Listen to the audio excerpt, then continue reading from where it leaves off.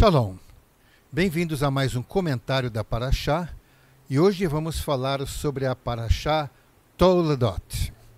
A leitura está em Gênesis capítulo 25, do verso 19 até o capítulo 28, verso 9, a Haftará, no livro de Malaquias, capítulo 1, do versos 1 até o capítulo 2, verso 7.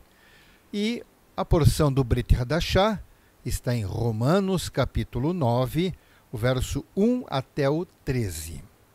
Então, esta Parashá tem o nome Toledot, que significa literalmente as gerações, que tem o sentido de a história da pessoa.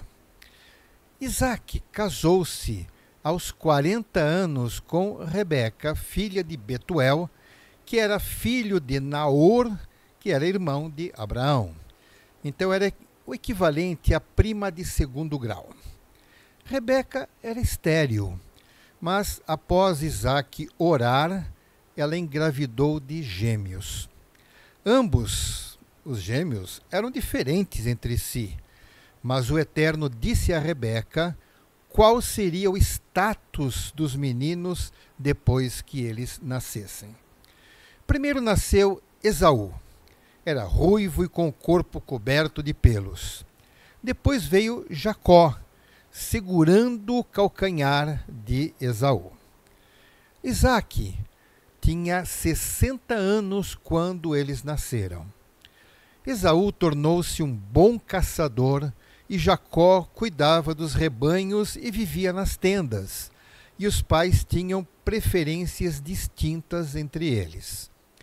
Um dia, quando Esaú voltava da caça e estava exausto, encontrou seu irmão preparando um cozido vermelho e acabou negociando com Jacó uma porção do cozido pela sua primogenitura, cedendo assim o direito de dar sequência ao nome de Isaque, conforme o que fora dito à sua mãe. Houve uma fome na terra e Isaque se estabeleceu em Gerar, ou Gerar, especificamente, que era na terra dos palestinos. O Eterno ordenou que Isaque não descesse ao Egito, mas que permanecesse na Palestina mais um pouco, e reafirmou a aliança que ele fizera com Abraão de dar toda aquela terra como herança aos seus descendentes. Tal como seu pai, Isaque também mentiu sobre a sua mulher por medo de que o povo da terra o matasse e a tomasse. Mas a mentira veio à tona e ele também foi envergonhado por isso. Isaque prosperou tanto na região de Gerar que o povo da terra ficou com inveja e mandaram que ele fosse embora. Quando Esaú tinha 40 anos de idade, ele se casou com 2 mulheres hititas, o que amargurou seus pais. Isaque envelheceu e a sua vista ficou fraca, a ponto de não poder mais discernir o que ele via. Preocupado com o avanço da idade, ele quis abençoar o seu filho mais velho, mas uma artimanha executada por Jacó, mas que fora elaborada pela sua mãe, fez com que Isaque fosse enganado e abençoou a Jacó no lugar de Esaú, passando então para Jacó todos os privilégios da primogenitura que Esaú teria direito, mas com isto Esaú ficou ressentido a ponto de tramar a morte do seu irmão. Preocupado com a ameaça feita, Isaque manda Jacó sair e ir para a casa do seu cunhado Lavã, então na região de Aram. Isaque instruiu Jacó a se casar com uma de suas primas, mas nunca tomar uma mulher cananeia como esposa, pois a experiência com as mulheres de Esaú já não fora boa. Isaque o abençoou e ele partiu. Esaú soube de toda a trama e ainda soube também da desaprovação quanto ao seu casamento com as mulheres hititas. Então, ele ainda se casou com uma das filhas de Ismael, seu tio.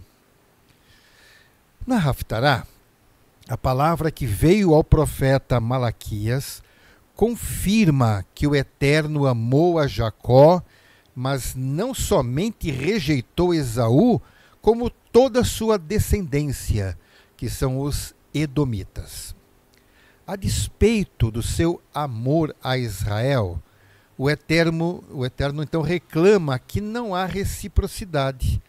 Ele não é respeitado como o Deus de Israel. Os sacerdotes, eles falham em cumprir suas obrigações por não haver fidelidade e respeito a Deus. A responsabilidade dos sacerdotes é então cobrada. E na leitura que nós fazemos do Brit Hadashah, o Shaliach Shaul, então o apóstolo Paulo, ele comenta o quanto o povo de Israel tem se afastado em termos de fidelidade e conhecimento do amor do Eterno. Fica agora demonstrado que não basta ser descendente de Abraão, é necessário ser filho da promessa, e a promessa é feita aos que lhe são fiéis. Da mesma forma como Isaque foi escolhido em detrimento de Esaú, os que não amam o Criador serão desprezados, mas os que se aproximam serão escolhidos como filhos amados. E assim, que o Eterno possa dar pleno entendimento e edificação a todos os que meditarem nas leituras desta semana. Que o Eterno os abençoe grandemente. Beshem Yeshua HaMashiach. Amém. Ve amém.